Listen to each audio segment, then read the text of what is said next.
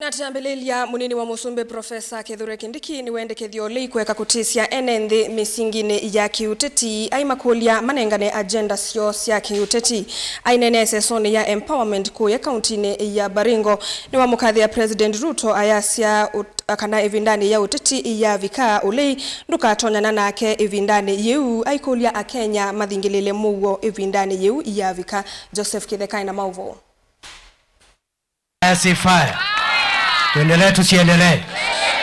Munini wa President Kithure Kindiki ni wagulia ateti ngaliko ya uleima yake kuthoesia Kenya wia na wandu wake kutavya kila mavangite kumeka kethiwa makoso tongoi wa nthi ya Kenya. Mimi sijasema watu wasikosoe serikali.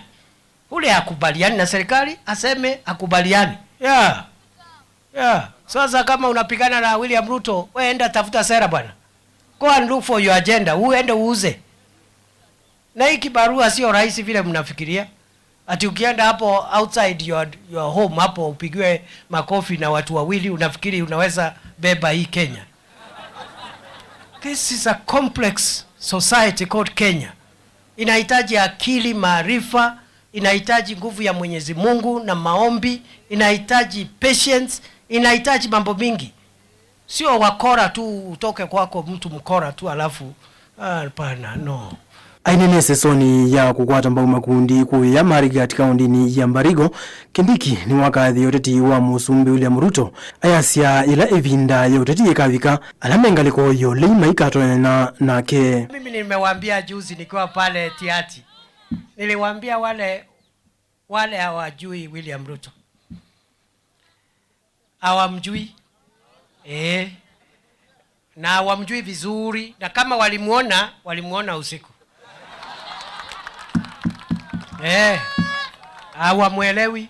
Unajua huyu William Ruto bado hajagurumisha gari yake ya campaign. Bado hajapiga start gari yake ya campaign.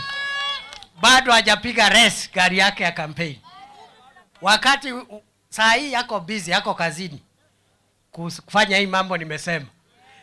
Wacha kampeni itanwe, William Ruto atoe suti aingie kwa kiwanja kuomba kura. Hao watu wataona fire.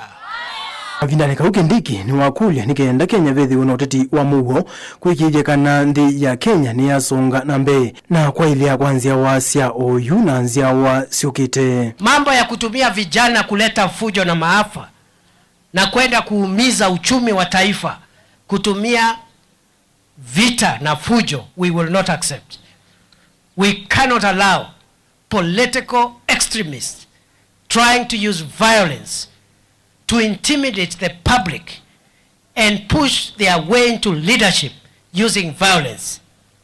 It's not acceptable. Hatutakubali.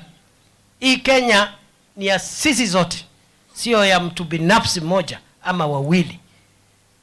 And this country must be peaceful and sustainable, not just for ourselves, even for our children and even the unborn who will come many centuries after us. Joseph Kitheka ngilivote vilingi wa mauvo Mutongoi TV.